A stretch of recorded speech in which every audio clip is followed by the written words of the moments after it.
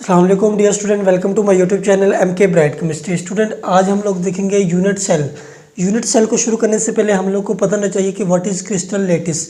Crystal word use किया जाता है सॉलिड को। हमें पता है कि हम लोगों ने सॉलिड पोर्शन शुरू किया हुआ है। सॉलिड पोर्शन का ये दूसरा लेक्चर है। इसके अंदर हम लोगों ने देखना है what is crystal lattice. Crystal lattice basically होता है अरेंजमेंट ऑफ एटम्स और ion in 3 dimension which are going to form a crystal. यानी कि जब एक क्रिस्टल को बनाया जाता है, सॉलिड को बनाया जाता है, सॉलिड को बनाते वक्त एटम जो है 3 डायमेंशन के अंदर अरेंज होते हैं। ठीक है, 3 डायमेंशन ही, यानी कि ये वाला जो मैंने स्ट्रक्चर ड्रा किया है ये 3 डायमेंशन स्ट्रक्चर है। ठीक है, जिसमें वाई एक्सिस भी है, एक्स एक्सिस भी है और साथ साथ जेड एक्सिस भी है। 3 एक्सिस प्रेजेंट है, इसे कहते हैं 3 डायमेंशन। ठीक है, अब 3 डायमेंशन के अंदर एटम जब अरेंज होते हैं तो एक स्पेसिफिक ज्योमेट्री बनती है। ठीक है, सॉलिड की जो हमें पता है कि सॉलिड जो होते हैं उनकी स्पेसिफिक शेप और स्पेसिफिक ज्योमेट्री होती है। स्पेसिफिक ज्योमेट्री किस वजह से उसकी अटेन होती है? एक जो एटम्स होते हैं, एटम 3 डायमेंशन के अंदर जो अरेंज होते हैं उनका एक स्पेसिफिक ऑर्डर होता है, जिसकी वजह से हम लोग को एक स्पेसिफिक ज्योमेट्री मिलती है। अब एटम्स का अरेंज होना 3 डायमेंशन के अंदर, ठीक है, टू फॉर्म अ सॉलिड, उसे कहते हैं क्रिस्टल लेटिस। इसकी दूसरी डेफिनेशन ये भी है, द अरे ऑफ पॉइंट्स, अरे मतलब तरतीब, of points representing atom ions in a 3 dimension. यानी कि 3 डायमेंशन के अंदर जो पॉइंट्स हमने अरेंज किए हैं, इनकी अरेंजमेंट जो रिप्रेजेंट कर रहे हैं एटम्स को या आइंस को at different sides is known as crystal lattice. यानी कि एक पूरी क्रिस्टल को, मसलन सॉलिड है, सॉलिड को बनाना है हमने। ठीक है, सॉलिड को बनाने के लिए जब एटम्स अरेंज होते हैं 3 डायमेंशन के अंदर, ठीक है, उसको कहते हैं क्रिस्टल लेटिस।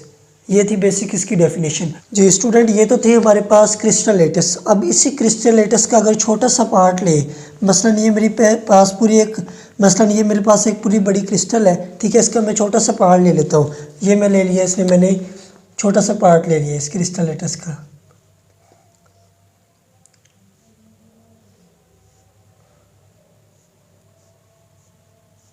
ठीक है, ये मैंने छोटा सा पार्ट इस क्रिस्टल लेटिस का लिया है। जब मैंने इस पार्ट को स्टडी किया है, इसकी प्रॉपर्टीज़ को स्टडी किया है, तो मुझे सारी की सारी क्रिस्टल की प्रॉपर्टीज़ पता चल गई है। ठीक है, जब मैंने इस पार्ट को जोड़ा है, इस पार्ट को छोटा सा और पार्ट इसका जोड़ा है, छोटे छोटे पार्ट्स को जोड़ा है, तो मैंने पूरी की पूरी क्रिस्टल को बना लिया है।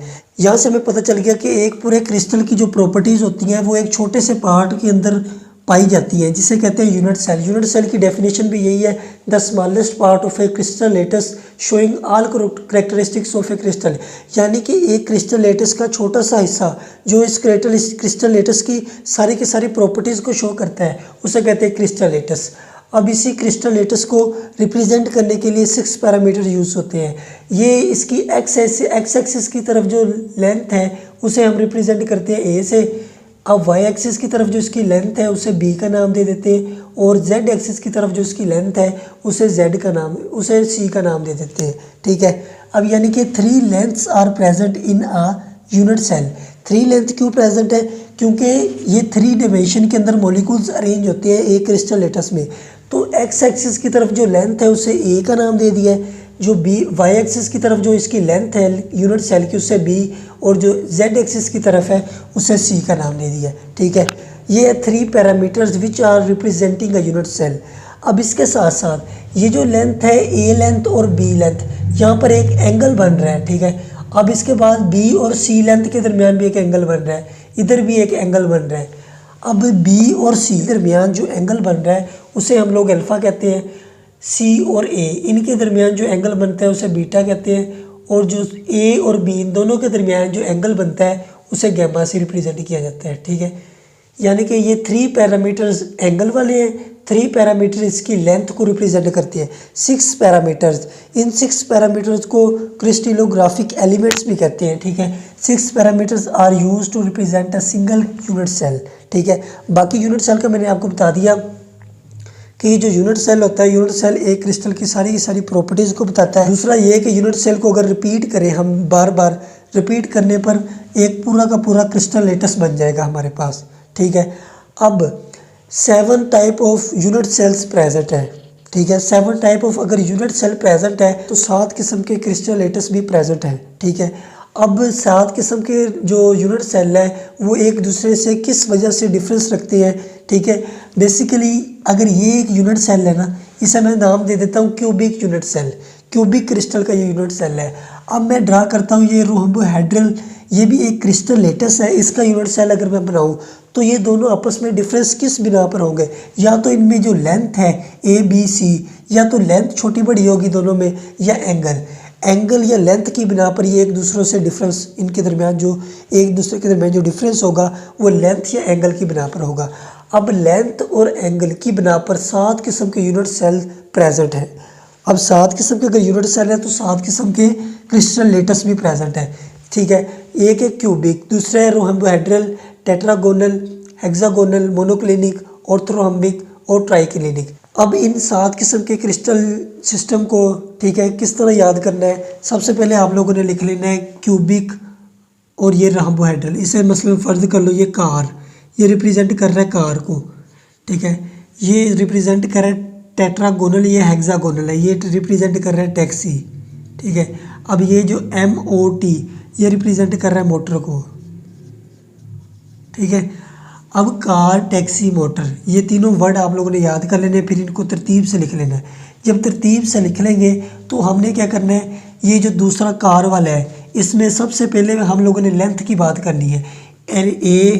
ABC दोनों में, यानी कि क्यूबिक में और रोम्बोहेड्रल को हम लोग ट्राइगोनल भी कहते हैं। इन दोनों में जो लेंथ होती है वो तीनों के तीनों लेंथ इक्वल होती है। सबसे पहले लेंथ को जिक्र कर लेते हैं। अब आ जाए इधर दूसरे केस में, टेट्रागोनल और हेक्सागोनल। इनमें क्या होता है, 2 लेंथ इक्वल होती है, जो तीसरी लेंथ होती है वो बराबर नहीं होती, ठीक है। अब इसके बाद आ जाए मोनोक्लिनिक, ऑर्थोम्बिक और ट्राइक्लिनिक। इनमें तीनों की तीनों लेंथ जो होती है वो अनइक्वल होती है। तीनों की तीनों लेंथ जो होती है, इसमें जो लेंथ है 3 ABC वो डिफरेंट होगी, इसमें जो होगी लेंथ वो डिफरेंट होंगी, इसमें जो लेंथ होगी वो डिफरेंट होगी, ठीक है। अब बात करते हैं इनमें एंगल की। इन दोनों में एंगल, इनमें एंगल, इनमें एंगल। एंगल कैसा होगा, इसको याद करने के लिए आपने एक लफ्ज़ लिखना है कोट। क्यू रिप्रेजेंट करता है क्यूबिक को, ओ रिप्रेजेंट करता है ऑर्थोरोम्बिक को, टी, यहाँ पर टी ध्यान रखना है कि ये टी ट्राइक्लिनिक को तो नहीं रिप्रेजेंट कर रहा है, टेट्रागोनल को तो नहीं रिप्रेजेंट कर रहा है, और ये जो इसका रोम्बोहेड्रल है इसका दूसरा नाम ट्राइगोनल भी है, उसको तो नहीं रिप्रेजेंट कर रहा है। ये टी बेसिकली जिधर भी मैंने इधर यूज़ किया है ये टेट्रागोनल को रिप्रेजेंट करता है, ठीक है। क्यूबिक में, ऑर्थोरोम्बिक में, टेट्रागोनल में, इन तीनों में जो एंगल होता है वो बराबर होते हैं, ठीक है। अल्फ़ा, बीटा और ये है मेरे पास है गैमा। अब अल्फ़ा, बीटा, गैमा ये तीनों का तीनों एंगल, इनमें क्यूबिक में, ऑर्थोरोम्बिक में, टेट्रागोनल में, इन तीनों में ये तीनों के तीनों एंगल इक्वल होते हैं, ठीक है। अगर जितने एंगल यानी कि क्यूबिक में है उतने ही एंगल इसमें प्रेजेंट होंगे, उतने ही एंगल इसमें प्रेजेंट होंगे। अब इसके बाद बात करते हैं, मसलन ये कि 90-90 के एंगल होंगे, तीनों में 90-90 एंगल प्रेजेंट हो गए। अब ट्राइक्लिनिक की बात करें तो ट्राइक्लिनिक के अंदर तीनों के तीनों जो एंगल हो गए, अल्फ़ा, बीटा और गैमा, ये तीनों के तीनों एंगल डिफरेंट होंगे। इन दोनों तीनों में सेम होंगे, लेकिन जो ट्राइक्लिनिक है इसके अंदर अगर 3 एंगल देखें, अल्फ़ा, बीटा और गैमा, तीनों के तीनों एंगल डिफरेंट होंगे। यानी कि यहाँ पर हम लोगों ने देखा है कि हमारे पास क्यूबिक भी हो गई है, ठीक है, ये क्यूबिक हो गई है। उसके बाद मेरे पास ऑर्थोरोम्बिक ये भी हो गई है, उसके बाद टेट्रागोनल ये भी हो गई है, ट्राइक्लिनिक ये भी हो गया। पीछे बचती है हमारे पास रोम्बोहेड्रल, हेक्सागोनल और मोनोक्लिनिक। इनमें एंगल कैसे होंगे, रोम्बोहेड्रल या ट्राइगोनल, इसमें अगर आप लोग एंगल देखो कि तीनों के तीनों एंगल जो होंगे, मसलन अल्फ़ा, बीटा और जो गैमा होगा। अब जो रोम्बोहेड्रल है जिसे ट्राइगोनल मैंने कहा है, उसमें जो तीनों के तीनों एंगल जो होंगे वो बराबर होंगे, और ये जो एंगल है ये 90 और 120 इनके दरमियान पाए जाएंगे, ठीक है। यहाँ तो यानी कि 90 और 120 इन दोनों अमाउंट के दरमियान इनके एंगल्स होंगे, ठीक है, और वो तीनों एंगल बराबर होंगे। अब उसके बाद आ जाती है बारी हेक्सागोनल की। हेक्सागोनल में अल्फ़ा एंगल और जो बीटा एंगल है ये दोनों तो 90 के बराबर होंगे, और बाद में आ जाता है जी हेक्सागोनल, ये 120 का होगा। अब इसके बाद आखिरी आ जाती है बारी मोनोक्लिनिक की। मोनोक्लिनिक की बात करें तो मोनोक्लिनिक के अंदर अल्फ़ा और जो गैमा है, ठीक है,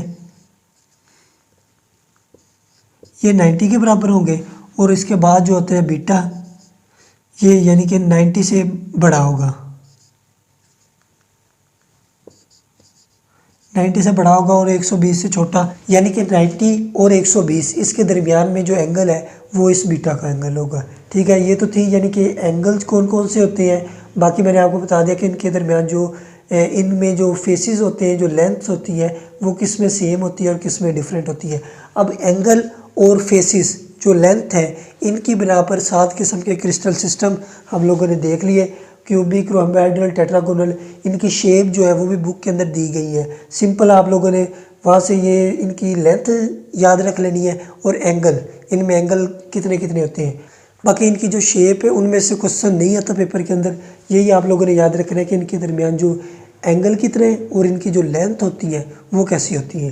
उम्मीद करता हूँ कि आपको आज के लेक्चर की समझ आई होगी। फिर भी अगर कोई क्वेश्चन हुआ तो आप कमेंट सेक्शन में पूछ सकते हैं। अब हम अपने नेक्स्ट लेक्चर के अंदर मिलेंगे, तब तक के लिए अल्लाह हाफिज़।